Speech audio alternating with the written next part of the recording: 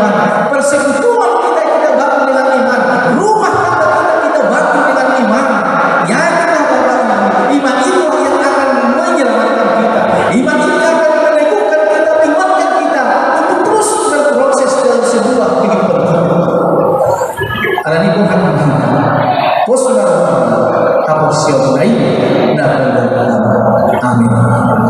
Kita berdoa.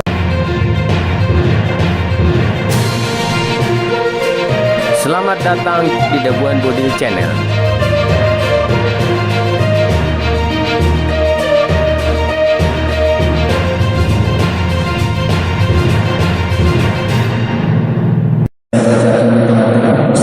Di dalam damai dan sukacita dari Tuhan Yesus Kristus.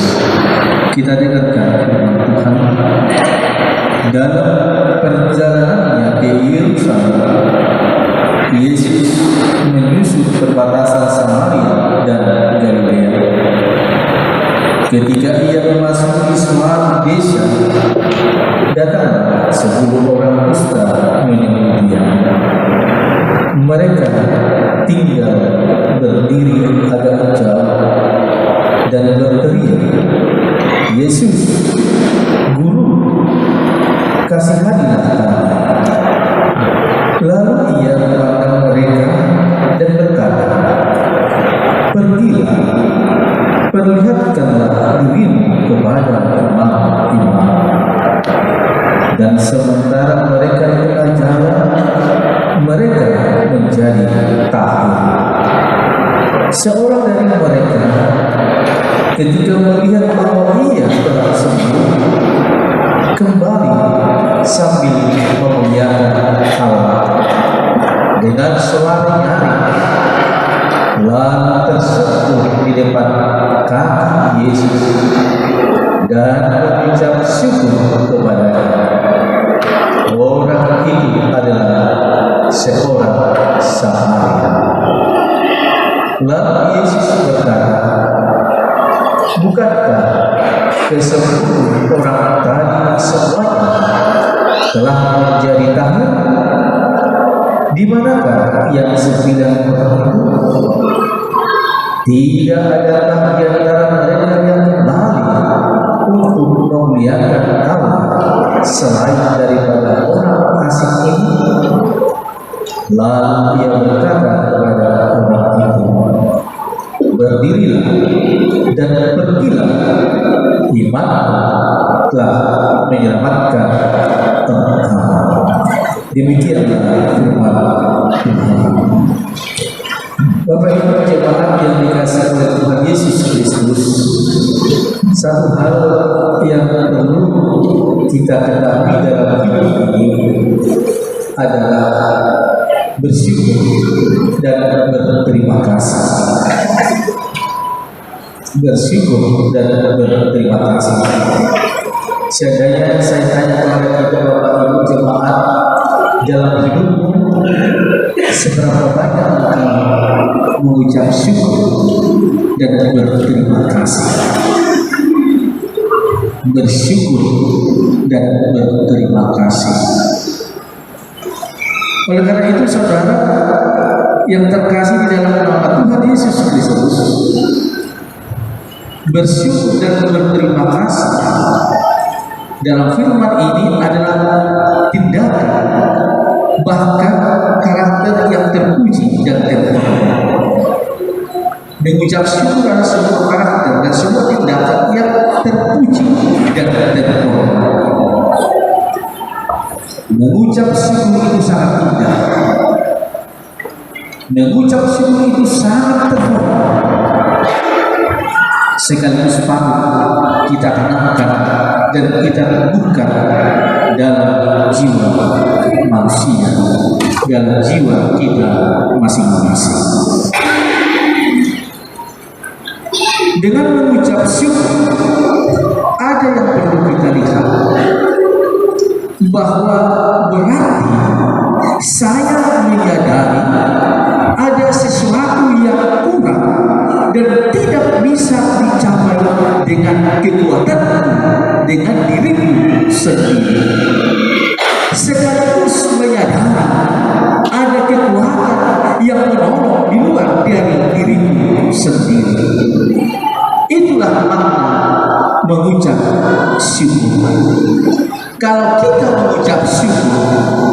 Berarti saya sadar, sungguh-sungguh menyadari ada sesuatu yang kurang dan tidak bisa dicapai dengan kekuatan sendiri. Ada sesuatu yang kurang dalam hidup kita.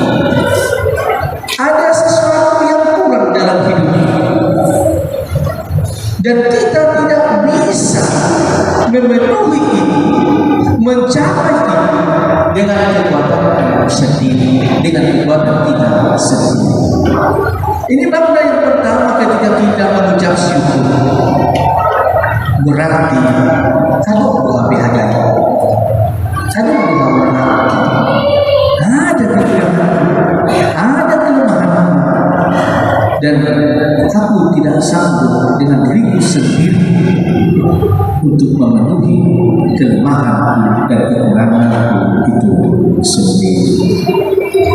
Yang kedua, ketika kita mengucap syukur, kita sadar dan menyadari ada kekuatan yang menolong di luar diri sendiri. Ada sesuatu kekuatan yang mampu dan bisa menolong dirimu di luar dari dirimu. Di luar dari dirimu. Karena aku sudah tidak sanggup. Karena aku punya kekurangan. Dan aku tidak sanggup. Tetapi aku menyadari ada di luar dari diriku yang mampu untuk menjawab kekurangan dan kelemahan. Dengan mengucap syukur, kita menyadari apa yang telah kita terima, sekaligus menggunakannya secara bertanggung jawab. Jadi kalau saya bersyukur, saya harus menyadari bahwa apa yang telah diterima harus dipergunakan secara bertanggung jawab dan bergaya dan marmir, tidak bermain-main. Tapi saya harus bertanggung jawab dengan apa yang telah saya terima. Saya harus menggunakan itu dengan tanggung jawab, dengan tanggung jawab. Bapak Ibu jemaat yang dikasihi oleh Tuhan, ternyata tidak semua orang yang menerima pemberian mampu mengucap syukur. Ternyata tidak semua orang yang menerima semua pemberian dia tidak mampu dan dia tidak sanggup mengucap syukur. Ternyata tidak semua Bapak. Dan sudah nak ulu mau lihat, mau lu nggak dijawab, pasang di ulu. Tidak semua mampu untuk itu. Ini yang kita lihat dari firman ini. Dari 10 orang yang disembuhkan, dari 10 orang yang ditahirkan, yang berpenyakit kusta, yang datang kepada Yesus, dan setelah mereka disembuhkan dan ditahirkan, ternyata tidak semua dari 10 itu hanya satu orang yang datang kembali kepada Yesus. Hanya satu orang yang datang mengingat Yesus. Dan ini yang menjadi pertanyaan Yesus dalam firman ini. Apakah hanya ada satu orang yang mampu mengucap syukur? Kemana yang 9 orang lagi? Apakah hanya yang satu ini? Dan ternyata itu pun orang Samaria, bukan orang Yahudi, bukan orang Israel. Orang yang berpenyakit kusta yang 10 orang ini, ada orang Yahudi dan ada orang Samaria. Tetapi hanya satu orang yang mengingat dan kembali bersyukur kepada Tuhan. Dan itu pun orang Samaria. Orang Samaria dengan orang Yahudi Mereka dipisahkan oleh kasta, berbeda kelas sosial mereka. Orang Samaria tidak mengenal Yesus dan percaya kepada Yesus. Tetapi orang Yahudi adalah sungguh-sungguh pengikut Yesus. Ternyata orang yang tidak percaya kepada Yesus, mengenal Yesus, justru itu yang datang bersyukur, berterima kasih kepada Tuhan. Tetapi orang yang selama ini mengenal Yesus, setelah dia mendapat berkat kesembuhan, setelah dia mendapat ditahirkan, dia tidak kembali lagi bersyukur kepada Tuhan. Ada istilah dikatakan lupa kaca dari kulitnya, tidak lain dia lupa. Kita tidak tahu asumsi-asumsi. Mungkin mereka sangat euforia, mungkin mereka sangat senang sekali yang 9 orang, mungkin mereka langsung mengadakan pesta-pesta. Tapi kita tidak tahu. Tapi apapun alasan, ketika kita sudah mendapat berkat kesembuhan itu atau berkat-berkat apapun dalam hidup kita, tidak ada alasan untuk tidak bersyukur kepada Tuhan. Bapak Ibu, saudara yang terkasih, orang Samaria tidak mau mengikuti jejak kawannya. Dia tidak mau mengikuti jejak ke-9 orang ini, meskipun awalnya mereka sama-sama sependeritaan. Tetapi setelah menerima berkat, dia tidak mau mengikuti langkah yang ke-9 orang itu, meskipun lebih banyak temannya mengambil jalan yang berbeda. Kita sama-sama menderita sependeritaan kita. Tetapi ketika mendapat kesembuhan itu, ternyata jalan kita berbeda. Kita senasib. Tetapi setelah kita mendapat berkat-berkat itu, kita mendapat kesembuhan itu, ternyata jalan kita berbeda. Kita berbeda. Yang 9 orang berbeda jalannya dengan 1 orang Samaria. Tetapi meskipun berbeda dan meskipun 9 orang lebih banyak dari 1 orang, tetapi orang Samaria yang 1 orang itu tidak mau mengikuti jejak yang ke-9 orang ini. Dia tidak mau. Semua dalam batak ada emena masa digaga ina masa lima kalau tolong lagi aku sihat karena mereka lebih banyak. Udah aku bisa pelajari itu. Orang Samaria itu tidak seperti itu. Dia tidak melihat soal kuantitas, soal jumlah, tetapi dia melihat kesembuhan itu. Dia yakin dan percaya hanya dari Tuhan Yesus Kristus. Dia tidak lupa dengan itu. Baik Yahudi Samaria, mereka sama-sama mengalami penyakit dan penderitaan. Inilah yang mendobrak pemahaman orang Yahudi yang senantiasa memahami diri orang paling benar, yang selalu memahami dirinya orang paling suci, dibanding dengan orang Samaria yang berbeda kasta, strata sosial. Mereka kan orang Samaria di bawah kita. Kan kita merasa mereka sebagai orang yang suci, merasa mereka sebagai orang yang benar, merasa mereka sebagai orang yang setia mengikut Kristus. Itu yang terjadi pada mereka. Tetapi dengan peristiwa ini orang Samaria telah mendobrak pemahaman di mana Yesus telah meruntuhkan tembok-tembok, sekat-sekat pemisah ini. Bagi Yesus orang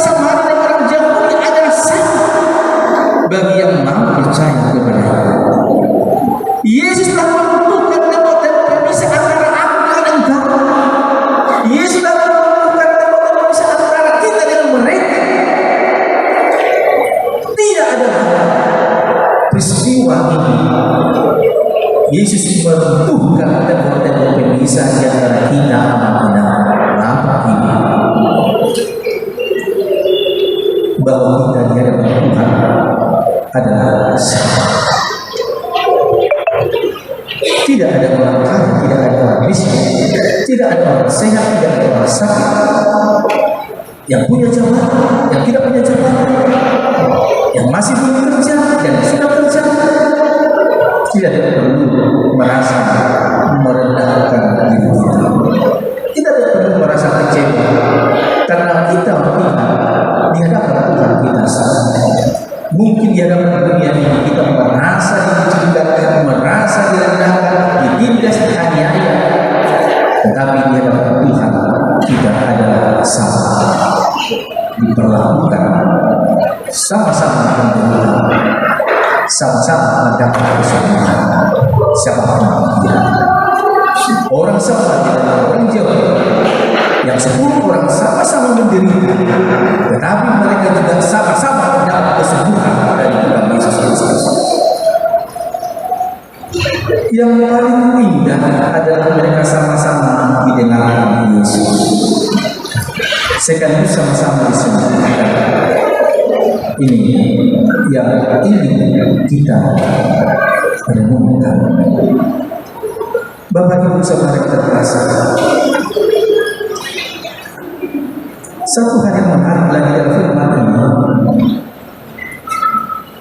melihat orang yang satu ini, Yesus menanyakan dan mencari di manakah yang 9 orang lain. Dia tetap peduli dengan yang 9 orang itu. Meski sudah melupakan Yesus, meski kita sering tidak peduli dan akan kehendak Yesus, namun dia tetap peduli dengan kehidupan dan pergumulan kita. Ini yang menarik, Bapak. Meskipun yang 9 orang itu tidak kembali dan tidak peduli lagi kepada Yesus, tetapi Yesus bertanya, di mana mereka? Artinya Bapak, walaupun saya tidak peduli, kita tidak peduli, tetapi Yesus peduli dengan dirimu. Yesus peduli dengan penderitaan. Yesus mencari engkau. Di manakah yang 9 orang itu? Yesus peduli dengan kita. Walaupun kita tidak peduli dengan kita. Dan mungkin lebih banyak tidak peduli kita daripada peduli kita kepada Tuhan. Ini para pengerti. Lebih banyak kita tidak peduli dengan Tuhan. Lebih banyak kita tidak datang kepada Tuhan. Tetapi meskipun engkau tidak peduli, meskipun engkau tidak bersyukur kepada Tuhan, tapi ingatlah, Tuhan itu peduli kepadamu. Tuhan itu sayang. Tuhan itu memperhatikan. Tuhan itu mencari engkau. Dia tetap peduli dengan kehidupan dan pergumulan. Yesus menghendaki agar orang yang telah menerima berkat yang mengaku bahwa dia telah menerima berkat Allah. Ada pengakuan. Orang yang telah mendapat kesembuhan, mendapat berkat dari Allah. Ada pengakuan dalam hidup kita bahwa sungguh aku menerima berkat Allah. Bapak Ibu Saudara, Yesus menunjukkan iman orang yang bersyukur. Seandainya kemudian penyakit dan tantangan datang, maka imannya tidak akan goyah keluar. Setelah orang Samaria datang kembali dan bersyukur kepada Tuhan, dia bersyukur di hadapan Tuhan, dia bersyukur di hadapan Tuhan. Dia menyadari, dia datang, dia tersyukur di hadapan Tuhan. Kemudian Tuhan mentahirkan ibadah, hapus yang sungguh-sungguh diberkati Tuhan, sehingga kelak kemudian kalau dia mengalami pergumulan, dia tidak akan goyah lagi karena imannya sudah terbuka oleh Tuhan. Yang 9 orang lagi dan sangat mengasihi penyembuhan hapus yang karena mereka tidak tahu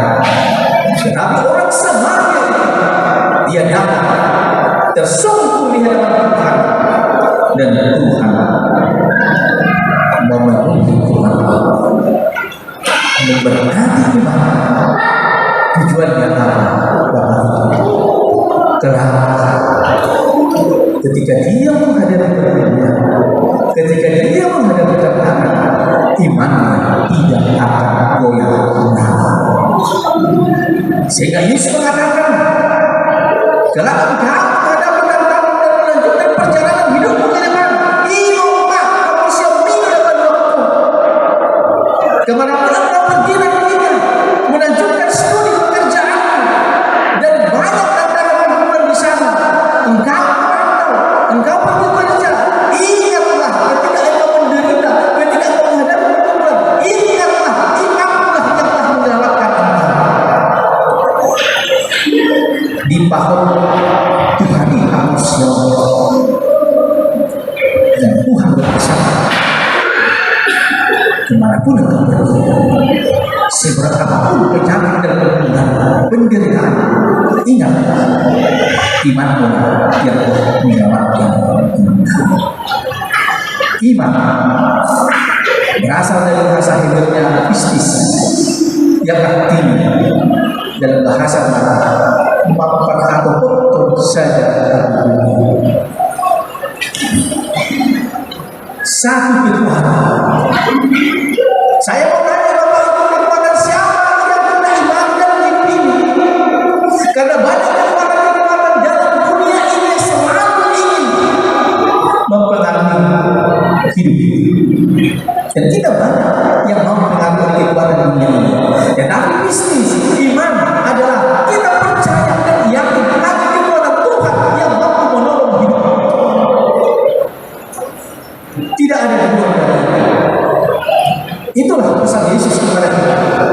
Kemanapun saudara Bapak Ibu jemaat, pelajar menghadapi pergumulan dan melanjutkan studi, melanjutkan pekerjaan, melanjutkan kehidupan rumah tangga, melanjutkan usaha-usaha, kita sadar di sana pasti ada pencobaan, kita sadar di sana pasti ada tantangan, tetapi jangan pernah khawatir. Ingatlah dalam firman ini Yesus berpesan, imanlah yang menyelamatkan engkau. Amin.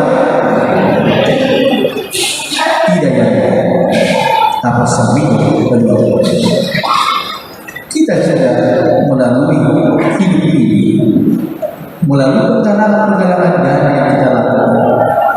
Tidak ada yang bisa kita andalkan dalam membangun gereja ini juga tidak bisa kita andalkan.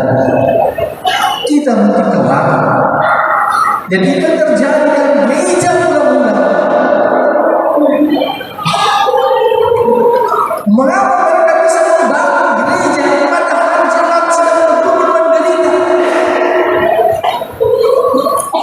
Mengapa jemaat yang kecil bisa membangun gereja pada saat itu, dan bahkan jemaat yang kecil bisa membantu gereja-gereja yang lain?